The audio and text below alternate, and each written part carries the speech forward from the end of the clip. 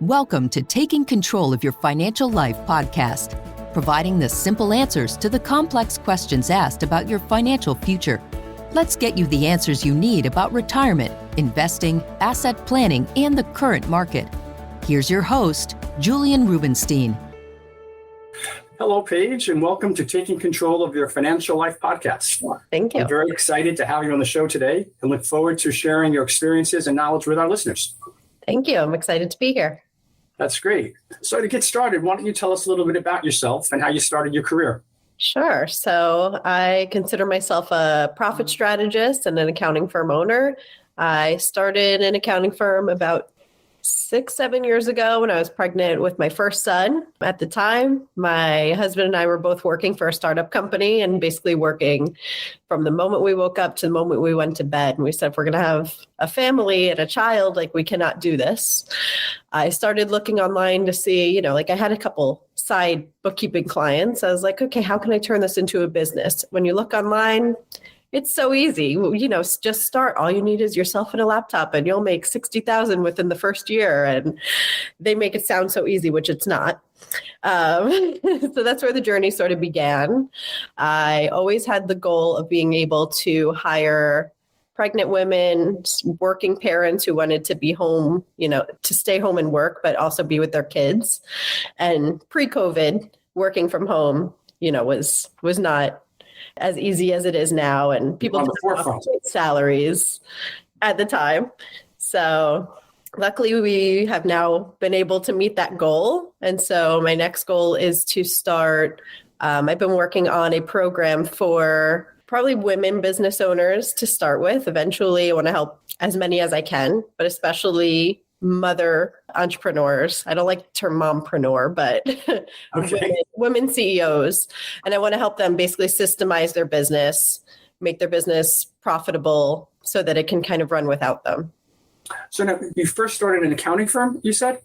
Yep. I have an accounting firm. So we do remote bookkeeping, taxes, and payroll. I see. And now you're expanding the business to try to show other people how to run a business.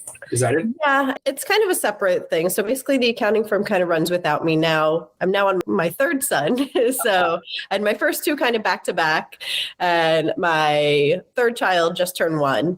So when I was pregnant with him, I really worked to systemize the business to get myself out so that I could be able to not only take maternity leave, but just enjoy my son, because I knew this would be my third and final.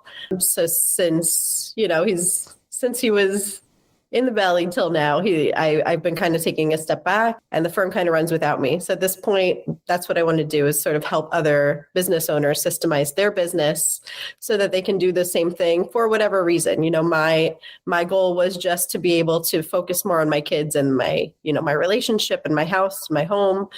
But, you can use that time for whatever it is, or just in general to create a systemized business that can kind of run on the side. My kids call that the ultimate work-life balance. Yeah. Right? Right now I have a lot more life than work, and I find that harder. For me, the work is easier. I've always had that, I guess more of a business brain where that comes easy to me. The taking care of the kids and the shuffling around and the house, and that's what's hard to me. So to each his own. Okay. That's a good way to look at it. I think a lot of people would rather go to the office. Yeah. That's interesting. What piece of advice do you share most with your clients, whether it's the accounting clients or what do you call the new business? Profits and processes. Okay. So mostly I share just that really you can accomplish whatever you want out of life. I think a lot of us are held back more from guilt than anything else, or they maybe not trusting yourself. But if you're super clear about what you want, whether you think you can get it or not, if you become super clear, you're going to achieve that. Okay. That is very good advice. You're absolutely right. I think the only people that have never failed are those that have never tried. Yeah. Right? I think that's how it goes. What mistakes do you see your clients making that is really hard to undo? Something that, because a lot of mistakes you can fix, right? Yeah, we have more of a focus on cash flow. So my firm is Profit First certified. And I don't know if the people listening have heard of the book Profit First, but it's No. an entrepreneurial book by an author named Michael Michalowicz. And it's basically a cash flow system for businesses that just is super focused on the way humans operate rather than like accounting jargon that business owners don't actually understand. So think of like grandma's old way of having an envelope system for balancing, her paycheck and her checkbook, where, this much in the envelope every month goes to rent. This envelope, the cash in there, I can only spend on bills. This envelope I can spend on groceries. So it's taking that mentality, that concept, but putting it into the hands of business owners. And so for my clients, what we help them with is getting cash flow positive, getting profitable, paying themselves what they're worth, because a lot of business owners, I think, try to struggle so hard to make the business work that they don't pay themselves enough. And really, like, you are your best employee. And so you deserve to have that. And then if you don't, you end up resenting your business because it's taking your time. You're not getting paid. Same thing that any other employee would get frustrated over. That is very good advice. That is very true. What is something you know now that you wish you knew when you started? Let's see. I feel like there's definitely a lot of lessons. I would say to just, whether it's in business, in life, anything, like just enjoy the ride, enjoy the roller coaster, because there are always going to be lows and there are always going to be highs right after. So, I think that if you have patience and you can wait it out, just know that anything negative will become a positive and you're on that specific path for a reason.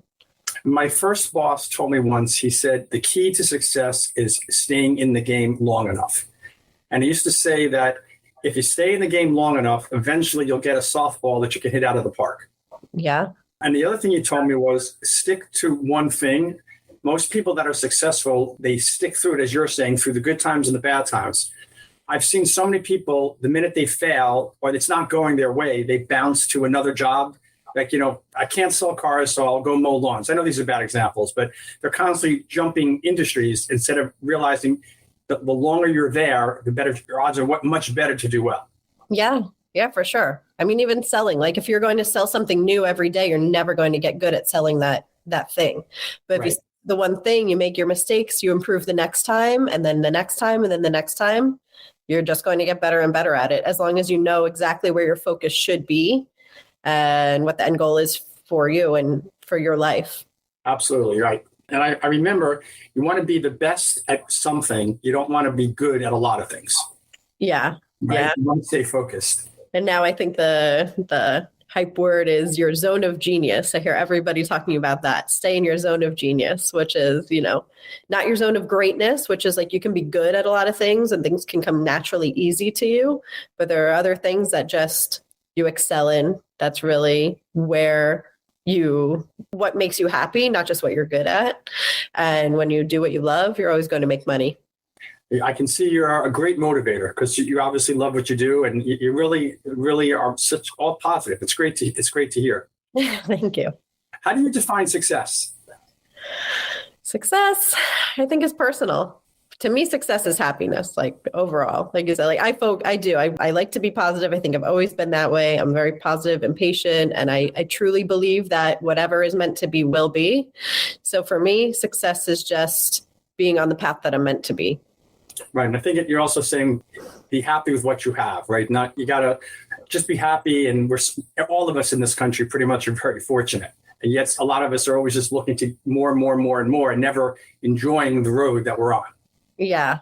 Yeah, for sure. No, that's a great point. I mean, success, everybody's going to define it differently, but you can't look to your neighbor to make yourself feel successful. Success has to come from within. If you feel like you've accomplished your goals, to me, that's success. I agree with you. It's kind of like everyone that looks at Facebook and gets jealous. And I always say, no one ever posts that they're miserable on Facebook. They only show when life is perfect. You can't measure your life, as you say, by looking at your neighbors having a good time. Right. Right. That's very true. Well, I know it's been a really quick podcast. Is there anything that you'd like to share about yourself or your business that we haven't covered or talked about? Well, I'm one who has like a hard time with the focus on me. I'm like a helper. So if you do want to learn more about me or, my accounting firm, we're Books by Paige. That's Paige with an I. And I have our profit strategy firm, which is Increase My Bottom Line. Those are both .coms. So you can find me there, learn more about us there.